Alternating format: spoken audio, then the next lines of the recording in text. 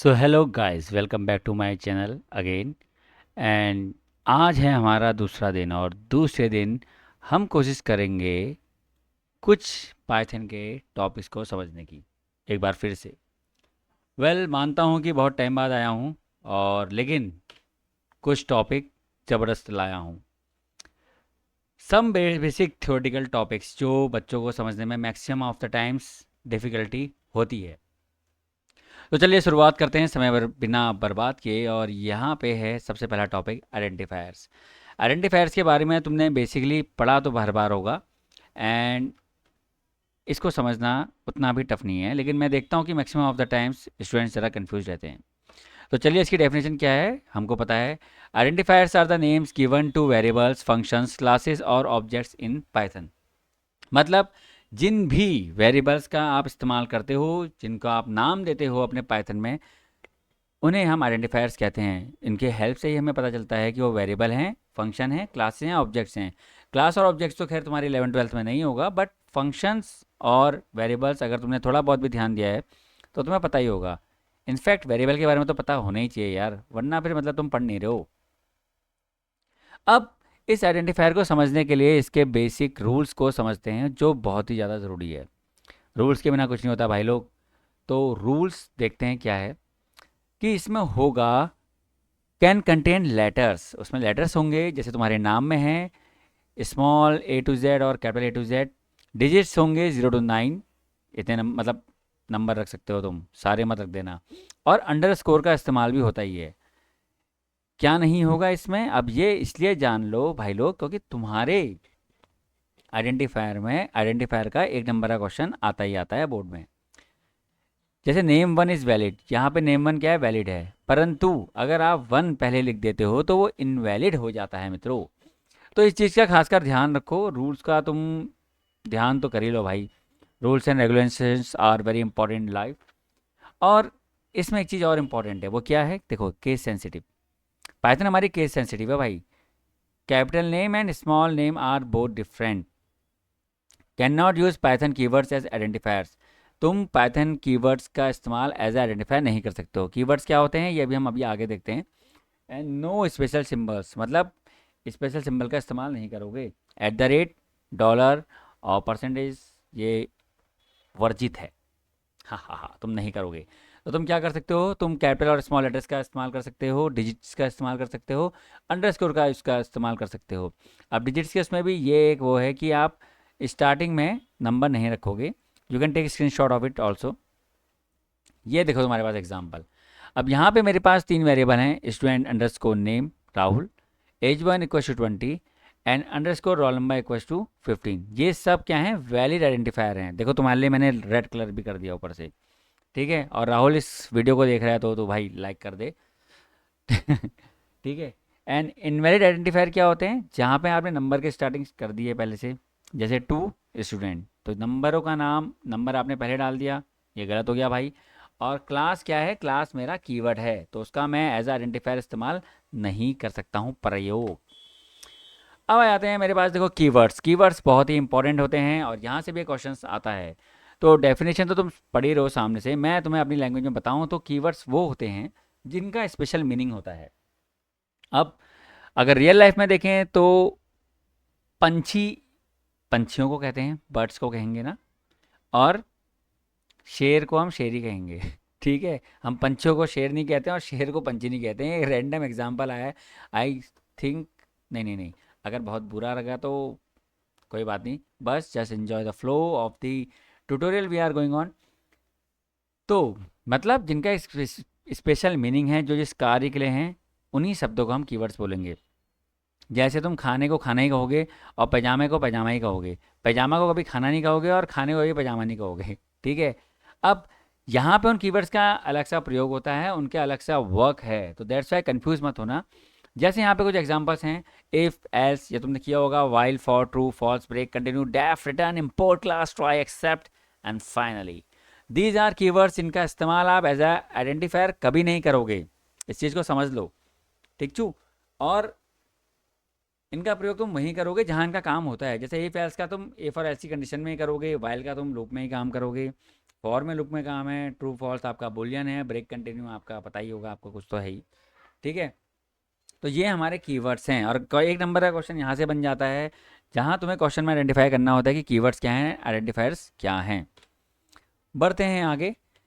Keywords के भी rule होते हैं, और कीवर्ड्स हमारे क्या हैं, कीवर्ड्स हमारे केस सेंसिटिव हैं। मतलब ट्रू का टी कैपिटल ही बनेगा भाई लोग, अगर टी स्मॉल बना दिया तो वो गलत हो जाएगा। और अगर तुमने प्रोग्राम किया है तो मेरे ख्याल से तुम्हारे प्रोग्राम में एरर पक्का आया होगा। ये छोटी छोटी बेसिक चीज़ें हैं जो एज अ बिगिनर जो पाइथन में वर्क करते हैं, they are not knowing that, and थोड़ा बहुत कन्फ्यूजन हो जाता है। वैसे पाइथन एक सिंपल लैंग्वेज है, थोड़ी सी मेहनत करोगे आ जाएगा। Second, can not be used as variable name. Keywords का कभी भी प्रयोग वेरिएबल में मत करना। जैसे ट्रू को ट्रू इक्वल टू 20 मत कर देना कभी। एंड इसके क्या होता है, define the structure and flow of the program. वो तुमको पता ही है यार, तुम पहले वेरिएबल देते हो, फिर तुम उसमें लूप देते हो, फिर कंडीशंस देते हो। I think you are smart, if you are not I will let you know, move ahead. ये हमारा कीवर्ड है, देखो, if true print this is true, इस प्रकार से इस्तेमाल होता है ना। Invalid use of keywords as identifier. Def equal to 5 कभी मत करना, ये एग्जाम्पल है। डेफ क्यों यूज होता है, क्योंकि हम फंक्शन में आते हैं जो हम आगे पढ़ेंगे। आगे बढ़ते हैं। Type casting. अब भाई साहब ये वो टॉपिक है जिसमें जो इजी है, बट मज़े की बात बताऊं, इसमें बच्चे मैक्सिमम कन्फ्यूज ही रहते हैं।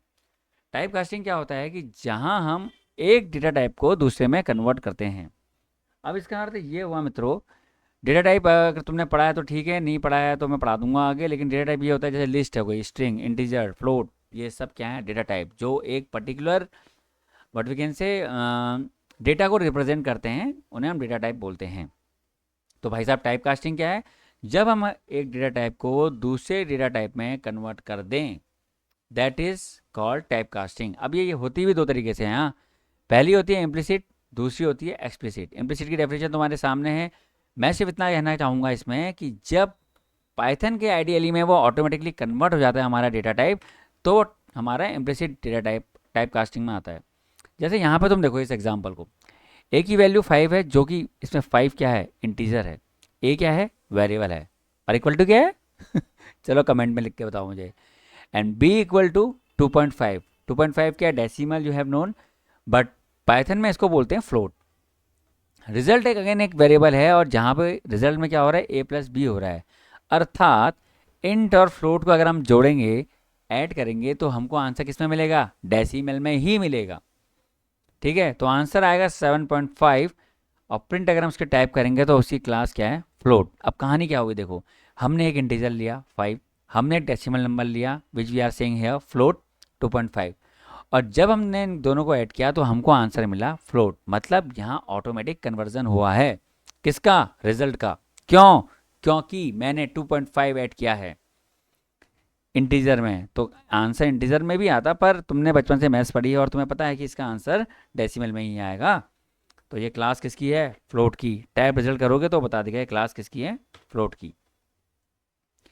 एक्सप्लिसिट टाइप कास्टिंग क्या है, जहां पे तुम करते हो कन्वर्जन, तुम्हारे पास तुम शक्तिमान होते हो, ठीक है, जहाँ पे तुम कन्वर्ट कर देते हो। और कुछ फंक्शंस का हम यहाँ प्रयोग करते हैं, जैसे कि इंट हो गया, float, S T R short form है स्ट्रिंग का, कंफ्यूज मत होना, आगे पढ़ेंगे। और list, tuple, set, etcetera. So in built in functions क्या होते हैं, ये इंपॉर्टेंट है, जो पाइथन में ऑलरेडी डिफाइंड हैं, उन्हें हम बोलते हैं बिल्ट इन फंक्शंस। और यहाँ पे प्रोग्रामर इनकी हेल्प लेता है डेटा को कन्वर्ट करने में। जैसे लिस्ट को स्ट्रिंग में कर दिया, स्ट्रिंग को लिस्ट में कर दिया, इंटीजर को फ्लोट में कर दिया। ये देखो एग्जांपल, यहाँ पे क्या हुआ है, यहाँ पे ये हुआ है कि x इक्वल्स टू 100 लिखा है ना। अब कितने लोगों से पता है कि 100 क्या है, स्ट्रिंग। क्यों, क्योंकि इसमें डबल कोट्स लगे हैं, और जब भी पाइथन में तुम स्ट्रिंग को डिनोट करोगे, दिखाओगे, डिक्लेयर करोगे, तो वो डबल कोट्स, सिंगल कोट्स में आएगा, और समटाइम्स ट्रिपल कोट्स में भी आता है। y equals to int X. अब भाई यहाँ हमने क्या किया, यहाँ हमने जो मेरा 100 स्ट्रिंग था उसको इंटीजर में कन्वर्ट कर दिया।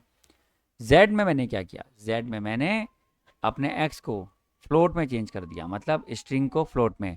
अब x की बात हो रही है तो कोई भी x के लेके ज़्यादा इमोशनल नहीं होगा। भूल जाओ भूली बिसरी बातें, ब्रेकअप से आगे बढ़ो, अगर नहीं हुआ है तो, अगर हो गया है तो। हाँ, अब यहाँ पे प्रिंट y+10 किया तो मेरे को आंसर मिला 120 y, क्योंकि मैंने y में स्ट्रिंग को कन्वर्ट कर दिया था, y में मैंने स्ट्रिंग को इंटीजर में कन्वर्ट कर दिया था भाई लोग। तो अभी यहाँ y की वैल्यू कितनी हुई 100 और मुझे रिजल्ट क्या मिलेगा 120। और वहीं हम आगे देखें z प्लस 10.5, इसका क्या मतलब है, z में मैंने 100 को किसमें कन्वर्ट किया, स्ट्रिंग से फ्लोट में, फ्लोट में किया तो वो 100.0 आया होगा। और जैसे ही मैंने 10.5 किया 110.5 इज योर आंसर। तो यहाँ पे क्या किया, यहाँ पे आप कन्वर्ट कर रहे हो, देखो स्ट्रिंग को किस में कन्वर्ट कर रहे हो, इंटीजर एंड फ्लोट, और उसका उपयोग करके ऐड करके आप देख सकते हो हमें आंसर क्या मिला। यहाँ पे आंसर पे ध्यान देने से ज़्यादा तुम देखो कि y और z में किस प्रकार से स्ट्रिंग को कन्वर्ट किया गया है। और अगर तुम भूल गए तो मैं बताऊँ, ऊपर 100 नंबर नहीं है, स्ट्रिंग है, स्ट्रिंग डबल कोट्स। और दूसरा एग्जाम्पल देखो, नम इक्वल टू 10, इसमें क्या हो रहा है, नम में एक इंटीजर दिया है, बट मैंने इस नम को str नम में कन्वर्ट किया, ये देखो str नम। इसका अर्थ क्या हुआ लास्ट लाइन में, कि ये जो नंबर है अब स्ट्रिंग में कन्वर्ट हो गया है। तो जब मैं 10 प्लस एप्पल्स कर रहा हूँ तो मुझे आंसर क्या मिल रहा है, 10 apples, this is my answer, final answer string. तो यहाँ पे हमने x इक्वल टू 100 में देखा कि हमने स्ट्रिंग को इंटीजर में कन्वर्ट किया, और नम इक्वल टू 10 में हमने देखा कि हमने नंबर को स्ट्रिंग में किया। तो आई होप ये तीनों टॉपिक तुम्हारे क्लियर हो गए होंगे। ठीक है, थैंक यू, बाद में बोलूँगा ये। तो एक बार इन सबको एक बार देख लेना, स्क्रीनशॉट ले लेना एग्जाम्पल के साथ, थोड़ी सी मैंने मेहनत की है, तो अगर तुम्हें समझ में आएगा तो अप्रिशिएट कर देना। Till then write your comments, tell me how much is this good, मतलब ये कितना तुम्हें पल्ले पड़ा। बाकी बैकग्राउंड के वॉइस को अगली बार से इग्नोर किया जाएगा, जो भी होगा बता देना, ठीक है। तब तक के लिए बाय बाय।